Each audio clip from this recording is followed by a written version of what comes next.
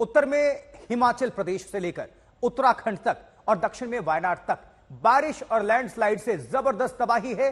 पश्चिम में गुजरात के नवसारी और वलसाड में मूसलाधार बारिश हो रही है, तो पूरब में कोलकाता एयरपोर्ट पानी पानी है, तरबतर है।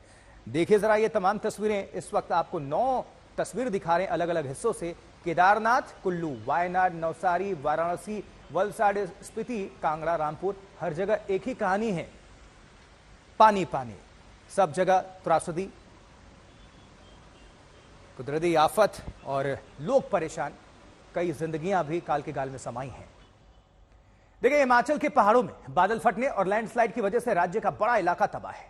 कुल्लू में बादल फटने के बाद ब्यास नदी में आए उफान में चंडीगढ़ मनाली हाईवे को बड़ा नुकसान पहुंचा है और हाईवे 3 जगहों पर बंद है इस वक्त। स्पीति में बादल फटा, कांगड़ा में भारी बारिश हुई और परिणाम क्या है यह आप देख सकते हैं आगे।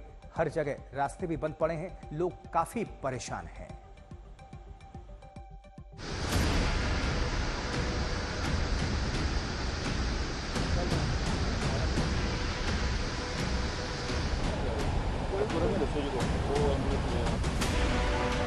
हिमाचल में बादल फटने के बाद ये है बर्बादी का मंजर।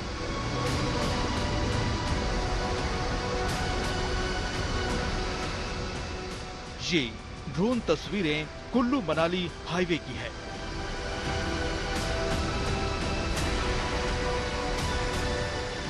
बादल फटने के बाद ब्यास नदी में पत्थरों के साथ आए तेज रफ्तार पानी ने हाईवे को बुरी तरह नुकसान पहुंचाया है।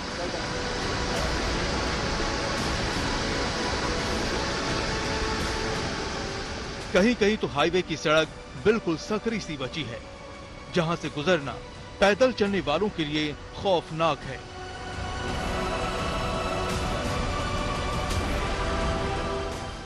यहां देखिए, हाईवे के इस हिस्से में तो सड़क नाम मात्र की बची है।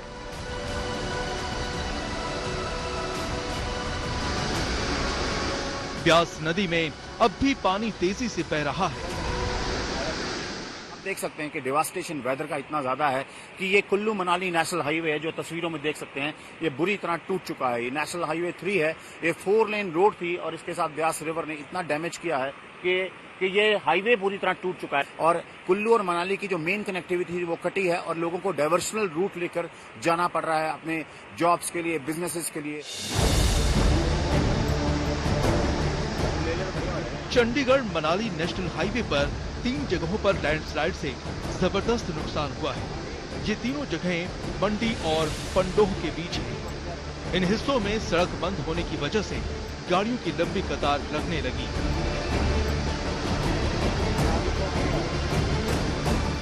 आज तक की टीम हालात का जायजा लेने के लिए चंडीगढ़ मनाली हाईवे पर सफर कर रही थी। रास्ते में जगह जगह ऐसी ही तस्वीर सामने आई।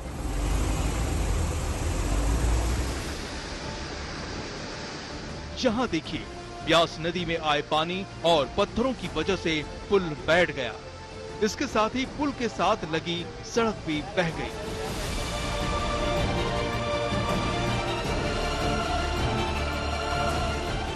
हिमाचल के रामपुर में भी बादल फटने के बाद रेस्क्यू ऑपरेशन जारी है। यहाँ के समेज गांव में मदद पहुंचाने के लिए सेना के जवान अस्थायी पुल बना रहे हैं। फ्लैश फ्लड के बाद यहाँ नाले में उफनती लहरों को देखिए। ड्रोन तस्वीरों में पूरे इलाके में फैले पत्थर भी दिख रहे हैं। समेज गांव के आसपास के इलाके में चारों तरफ तबाही और बर्बादी पसरी हुई दिख रही है। हिमाचल में बादल फटने की घटनाएं लगातार हो रही हैं। अभी रामपुर, मंडी और कुल्लू में रेस्क्यू ऑपरेशन चल ही रहा था कि कल स्पीति में भी बादल फटने से फ्लैश फ्लड आ गया। हिमाचल के कांगड़ा से भी भारी बारिश की तस्वीरें आ रही हैं। कुल्लू से असीम बस्सी के साथ मंजीत सहगल, रामपुर आज तक।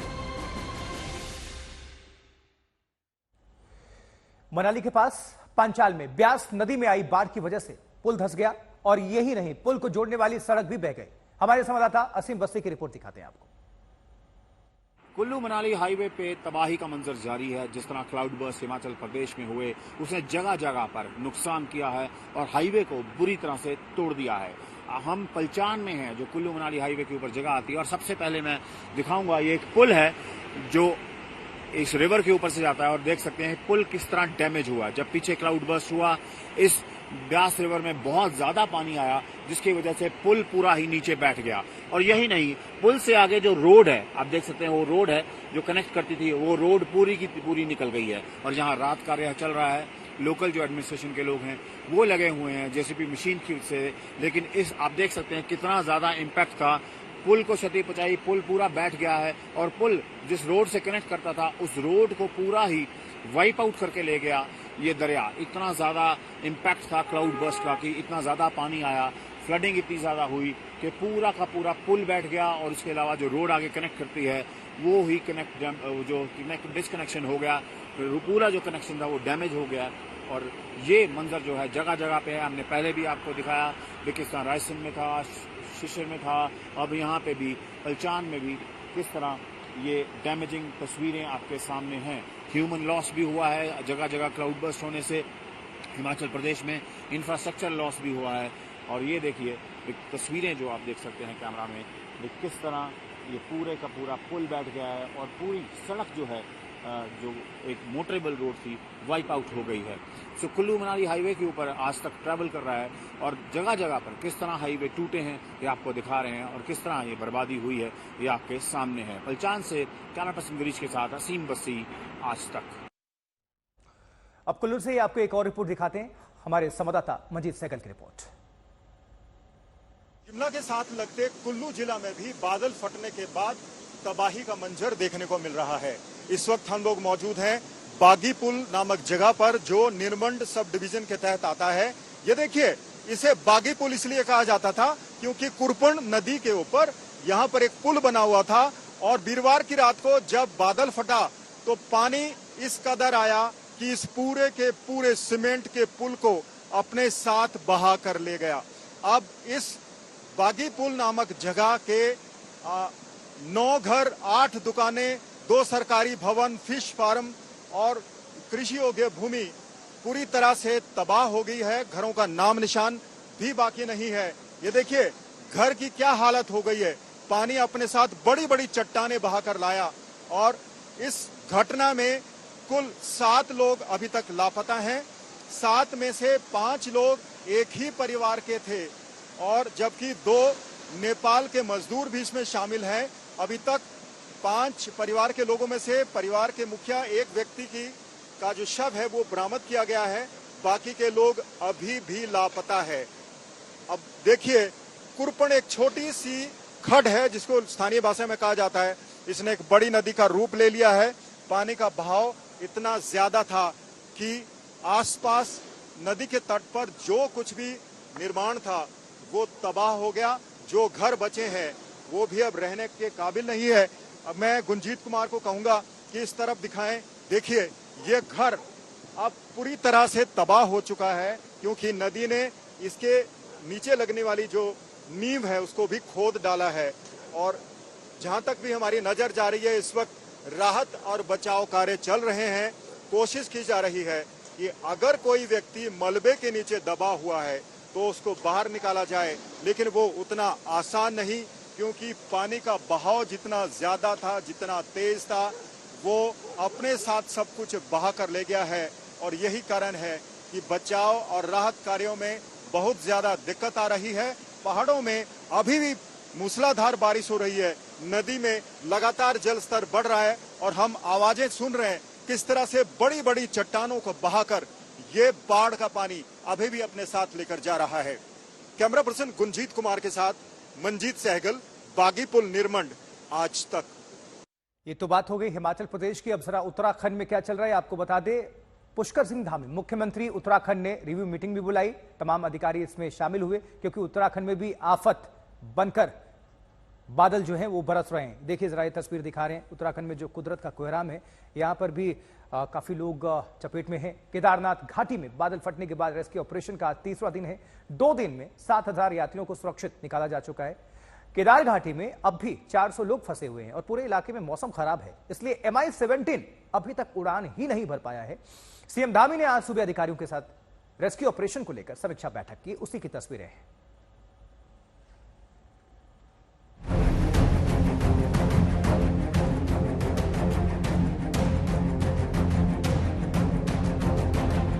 केदार घाटी में बादल फटने के बाद लैंडस्लाइड की वजह से फंसे यात्रियों के लिए जिंदगी की जंग का एक और दिन, जहां एनडीआरएफ, एसडीआरएफ और सेना की मदद से रेस्क्यू का यह रास्ता तैयार किया गया।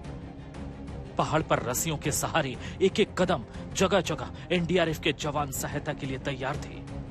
प्रशासन के मुताबिक केदारनाथ के रास्ते में भीमबली, गौरीकुंड से यात्रियों को लगातार निकाला जा रहा है। यहाँ पे एनडीआरएफ, पुलिस, एसडीआरएफ के जवान लगातार गौरीकुंड में फंसे हुए यात्रियों का रेस्क्यू कर रहे हैं। आप देख सकते हैं कि लगातार यात्री यहाँ निकल रहे हैं। आप देख सकते हैं कि खड़ी चट्टान वहाँ है और यात्रियों को यहाँ आने में काफी परेशानी हो रही है, लेकिन जवानों ने यहाँ पे रस्सी के सहारे लगातार उनका रेस्क्यू किया जा रहा है। तकरीबन 203 किलोमीटर होते हुए यहाँ पर यात्री पहुँच रहे हैं, क्योंकि नीचे से हाईवे पूरी तरीके से ध्वस्त हो गया है। ऐसे में जो यात्री हैं वह खड़ी चट्टान को पार करते हुए नीचे की ओर आ रहे हैं। इस कठिन यात्रा के बाद जब श्रद्धालु सुरक्षित स्थान पर पहुंचे तो उनके आंसू छलक गए। बहुत ज्यादा भयंकर मंजर देख के आ रहा हूँ ऊपर। मतलब एक तरह से हमारा दूसरा जन्म हुआ इस टाइम पे यहाँ पे। बहुत ज्यादा रास्ते कैसे हैं वहाँ पे? सर रास्ते यही है, मतलब मतलब मरने की हालत से निकल के आए हैं अपने जोखिम पे ही। भरोसा नहीं है निकल भी पाएंगे नहीं भी। तो आपके लिए वहाँ खाने पीने की व्यवस्था होगी थी? सर बहुत कम थी। एक जगह एक भैया है वहाँ दुकान वाले, उन्होंने बहुत अच्छी व्यवस्था कर रखी थी, बाकी कोई हमारी व्यवस्था नहीं मिली इतनी ज्यादा। पर ज्यादा ही बहुत ज्यादा पहाड़ फट गए थे। बाकी खुद कोशिश हमने करी थी, कुछ यहाँ पहाड़ ज्यादा फटे हुए थे, कुछ यहाँ के लोगों ने, जैसे इन भाइयों ने हमारी इतनी हेल्प करी, बहुत मदद करी हमारी। हमारा कैसे होता है सर, बहुत बहुत ज्यादा धन्यवाद इनका। खराब मौसम की वजह से यात्रियों को एयरलिफ्ट करने में मुश्किल आ रही थी, इसलिए पैदल रास्ते से ही रेस्क्यू ऑपरेशन चलाया गया। केदार घाटी में मौसम पूरी तरीके से पैक है, इसलिए जो रेस्क्यू अभियान है वो अभी तक शुरू नहीं हो पाया है। आप देख सकते हैं कि यहाँ पे 2 हेलीकॉप्टर तैनात हैं। इन्हें रेस्क्यू अभियान में जुटना था, लेकिन केदार घाटी में मौसम खराब होने के कारण रेस्क्यू अभियान में देरी हो रही है। इसके अलावा हम आपको बता दें कि जो वायुसेना का MI-17 और चिनूक हेलीकॉप्टर था वो भी यहाँ पहुँच चुके हैं, लेकिन मौसम खराब होने के कारण वह भी रेस्क्यू अभियान शुरू नहीं कर पा रहे हैं। पिछले 2 दिनों में केदारनाथ से 7,000 यात्रियों को निकाला जा चुका है। रेस्क्यू का काम इसलिए भी मुश्किल है क्योंकि 31 जुलाई से अब तक 300 से ज्यादा सड़कें लैंडस्लाइड की वजह से बंद हो चुकी हैं। मौसम विभाग ने आज चमोली, बागेश्वर जिलों में भारी बारिश का अलर्ट जारी किया है। देहरादून से अंकित शर्मा के साथ प्रवीण सेमवाल, सोनप्रयाग, आज तक। तो केदार घाटी में रेस्क्यू के दौरान किस तरह के हालात थे, हमारे संवाददाता प्रवीण सेमवाल ने मौके पर पहुंचकर जायजा लिया है। ग्राउंड जीरो सोनप्रयाग में मौजूद है। आप देख सकते हैं कि एक बार फिर से रेस्क्यू अभियान शुरू कर दिया गया है। यहाँ पे एनडीआरएफ, पुलिस, एसडीआरएफ के जवान लगातार गौरीकुंड में फंसे हुए यात्रियों का रेस्क्यू कर रहे हैं। आप देख सकते हैं कि लगातार यात्री यहाँ निकल रहे हैं। आप देख सकते हैं कि खड़ी चट्टान वहाँ है और यात्रियों को यहाँ आने में काफी परेशानी हो रही है, लेकिन जवानों ने यहाँ पे रस्सी के सहारे लगातार उनका रेस्क्यू किया जा रहा है।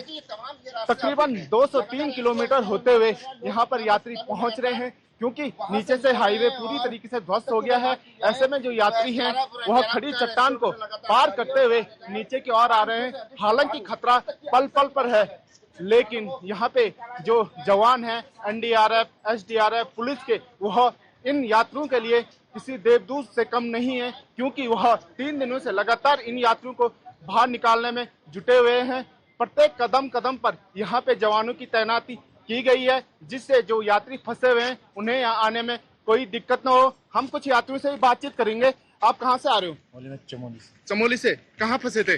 केदारनाथ गौरीकुंड। कब फंसे थे? परसों से। तो कैसी स्थिति है वहाँ पे अभी? रास्ता का तो कोई बुरा हाल है। रास्ता बुरा हाल है। प्रशासन ने रहने खाने की व्यवस्था कर दी थी? पूरी है।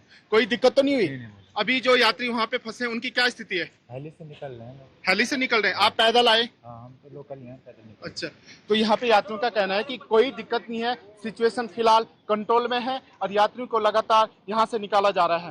प्रवीण सेमवाल, आज तक, सोनप्रयाग। वायनाड में रेस्क्यू ऑपरेशन का आज 5वां दिन है।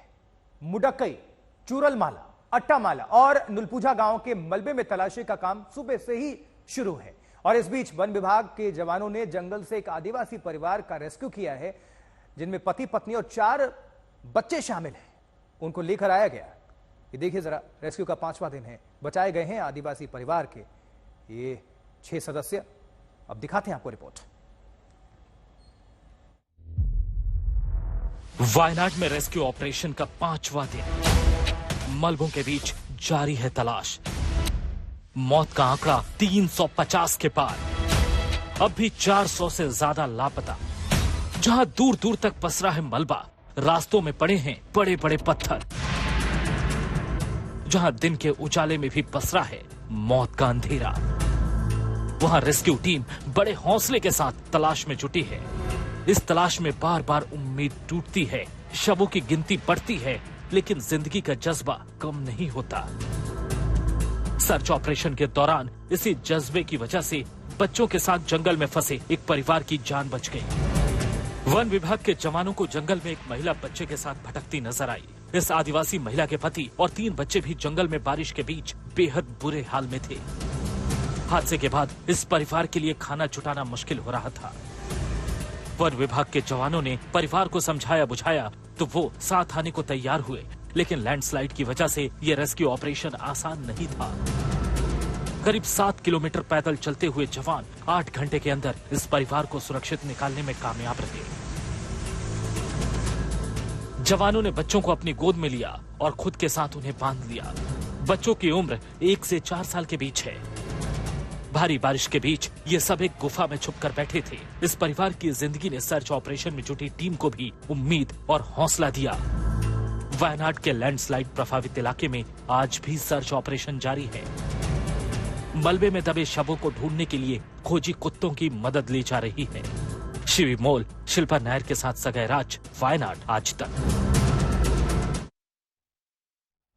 उधर बात गुजरात की अगर करें तो गुजरात के नवसारी और डांग जिले में 3 दिन के बाद आज तेज बारिश हुई है और सापुतारा में बारिश के कारण अंबिका नदी में बाढ़ जैसे हालात हैं। नदी उफान पर है।